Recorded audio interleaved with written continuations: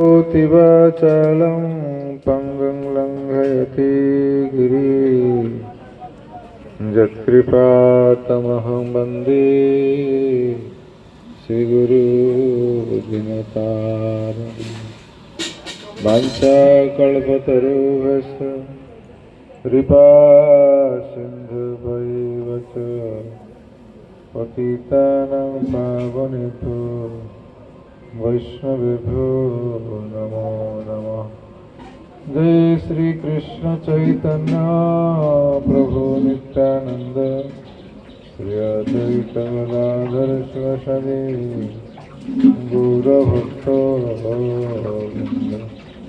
हरे कृष्ण कृष्ण कृष्ण हरे हरे, हरे राम राम राम हरे हरे।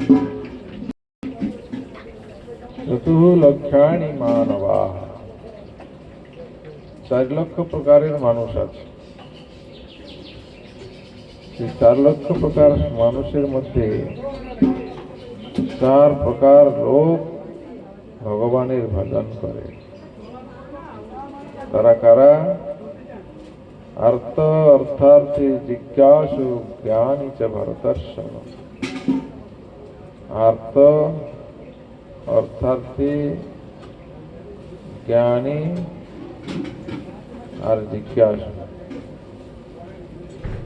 এই 4 প্রকার লোক ভগবানকে ডাকে, ভগবানের ভজন করে।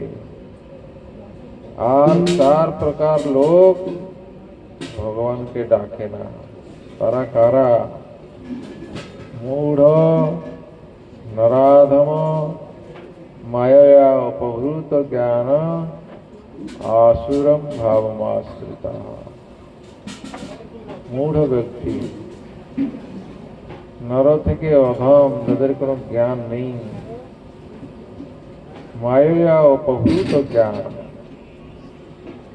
যাদের জ্ঞান মায়ার দ্বারা অপহৃত হয়ে গেছে, যারা মায়া কবলিত, তারা ভগবানকে ডাকে না। আর আসুরং ভাবমাশ্রিত, যেরকম প্রহ্লাদ মহারাজের পিতা ছিল হিরণ্যকশিপু, অসুর। এই জন্য বলেন আসুরং ভাবমাশ্রিত। এই হিরণ্যকশিপুর মতো যারা, তারা ভগবানকে ডাকে না। এই জন্য ভালো করে জানতে হবে কারা ভগবানকে ডাকে, কারা ডাকে। আমরা এক জায়গায় বসবাস করছি, যেরকম প্রহ্লাদ মহারাজ, হিরণ্যকশিপু অসুরদের রাজা ছিল। প্রহ্লাদ অসুর পুত্র হলেও সে কিন্তু ভক্ত ছিল। আমরা সংসারে বসবাস করছি, একই ফ্যামিলি, সব কিছু, কিন্তু কেউ ভগবত ভজন করছে, কেউ করছে না। কেন না পূর্বর্জিত কর্মফলই আমাদেরকে এই পথে নিয়ে আসে। কেউ তো সংসার করে জীবন যাপন করছে, ভগবত ভজন করছে না। কেউ সংসার থেকে বেরিয়ে এসে ভগবানের সেবায় নিজেকে উৎসর্গ করে দিয়েছে। ভালো লাগছে। প্রহ্লাদ মহারাজ অল্প বয়সে বেরিয়ে চলে গেল। তার বাবা যত বলল সে তার কথা শুনল না। তার 5 বছরের বালক, সে কি জ্ঞান ছিল, সে কি শিক্ষা লাভ করেছিল যে পিতার কথা শুনল না? না, মাতৃগর্ভে ভগবানের কথা শ্রবণ করেছিল। এই ভগবানের কথা এমন একটা আকর্ষণ করে জীবকে, সেই প্রহ্লাদ মহারাজকে সেই রকম আকর্ষণ করেছিল। নারদ ভগবানের কথা বলেছেন, মাতৃগর্ভে থেকে প্রহ্লাদ মহারাজ শ্রবণ করেছেন। জীব মাতৃগর্ভে তো থাকে, সেও শুনতে পায়, আর তার হাতে চেতনা নেই। যেরকম গাছপালা প্রাণ আছে কিন্তু জানতে পারে না, প্রস্তর ইত্যাদি স্থাবর জঙ্গম। আর আমরা মানুষ মুকুলিত চেতন, আমাদের জ্ঞান বুঝবার শক্তি আছে, অন্যান্যদের সেই জ্ঞান বুঝবার শক্তি নেই। ঠিক এই রকম পর্যায়ে যারা আমরা আছি তাদেরকে উদ্ধার করার জন্য শ্রী চৈতন্য মহাপ্রভু নবদ্বীপের এই মায়াপুরে আবির্ভূত হয়েছিলেন। কলিহত জীবকে, আসুর ভাবাপন্ন জীবকে ভগবানের নাম প্রেম কথা শ্রবণ করিয়ে তাদেরকে উদ্ধার করার জন্য শ্রী চৈতন্য মহাপ্রভু এসেছিলেন। যেরকম ঝাড়িকণ্ড পথে মহাপ্রভু যখন যাচ্ছেন তখন ব্যাঘ্র, ভলুক, সর্প ইত্যাদি যে সমস্ত বন্যজন্তুরা তারা কিন্তু মহাপ্রভুর সঙ্গে মাতোয়ারা হয়ে গেছিলেন। কেন? এই নামের এত মাহাত্ম্য যে এই জীবকে আকর্ষণ করে, বিকর্ষণ করে না। সেই জন্য চৈতন্য মহাপ্রভু এই নাম প্রেম দিয়ে জগৎ জীবকে উদ্ধার করেছেন। মানে উদ্ধারটা কিসের উদ্ধার? না আমরা মায়া সংসার হতে উত্তীর্ণ হতে চাই, মায়া জগৎ থেকে উদ্ধার হতে চাই, ভব সংসার থেকে উত্তীর্ণ হতে চাই। এই জন্য ভক্তিবিনোদ ঠাকুর আমাদের সুব্যবস্থা করেছেন। মায়ারে করিয়া জয় ছাড়ানো না যায়, সাধু গুরু কৃপা বিনা নাহি তো উপায়। সাধুদের থেকে এইসব কাজ করার কি প্রয়োজন আছে? যে মায়া সংসার থেকে উত্তীর্ণ হতে হলে সাধু গুরু কৃপা বিনা নাহি তো উপায়। সাধু গুরুর কৃপা ব্যতীত এই ভব সংসার থেকে উত্তীর্ণ হওয়া যাবে না। তাই ভগবত গীতায় বলছেন, দৈবী হিসা গুণময়ী মম মায়া দুরত্যয়া মামেব যে প্রপদ্যন্তে মায়ামেতং করন্তি তে। ত্রিগুণময়ী মায়া, দৈবী হিসা গুণময়ী। গুণময়ী মানে ত্রিগুণময়ী, সত্য রজ তম। এই ত্রিগুণময়ী মায়াকে অতিক্রম করবে কি করে? তাই বলছেন দৈবী হিসা গুণময়ী মম মায়া।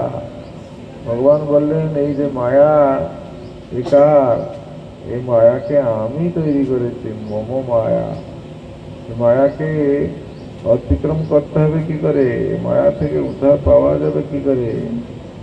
মাম এব যে প্রপদ্যন্তে, অর্থাৎ আমার চরণে যে প্রপন্ন হয় অথবা যে শরণাপন্ন হয় সে আমার দৈবী মায়াকে অতিক্রম করতে পারবে। মাম এব যে প্রপদ্যন্তে মায়াম এতম তরন্তি তে, সে আমার এই দৈবী মায়াকে অতিক্রম করতে পারবে, অন্য কেউ করতে পারবে না। শত চেষ্টা করলেও ভগবানের চরণে শরণাপন্ন না হলে এই মায়া সংসার থেকে উত্তীর্ণ হওয়া যাবে না। তাই কবিরাজ গোস্বামী বলেছেন, মায়ারে করিয়া জয় ছাড়ানো না যায়, সাধু গুরু কৃপা বিনা নাহি। তাহলে কবিরাজ গোস্বামী বললেন সাধু গুরু কৃপা বিনা নাহি কো উপায়। আর ভগবত গীতায় ভগবান কি বলছেন? আমার শরণাপন্ন হতে হবে। আমার শরণাপন্ন না হলে তোমরা এই জগৎ থেকে উদ্ধার পাবে না। এই হচ্ছে ভগবত গীতার কথা, ভগবানের কথা। সেই জন্য আমরা যে সংসারে বসবাস করছি, এই সংসার থেকে উত্তীর্ণ হতে হলে আমাদেরকে ভগবানের শরণাগত হবে। ভগবানের শরণাগতি ছ প্রকারের। ভক্তি অনুকূল মাত্র কার্যের বিকার, ভক্তি প্রতিকূল ভাব বর্জন বিকার। অনুকূল গ্রহণ, প্রতিকূল বর্জন। চা, পান, বিড়ি, সিগারেট ইত্যাদি খাওয়া যাবে না, অসৎ সঙ্গে মিশা যাবে না। এইরকম যত রকমের প্রতিকূল বন্ধকতা আছে সব কিছুকে ত্যাগ করতে হবে। আর অনুকূল গ্রহণ করতে হবে।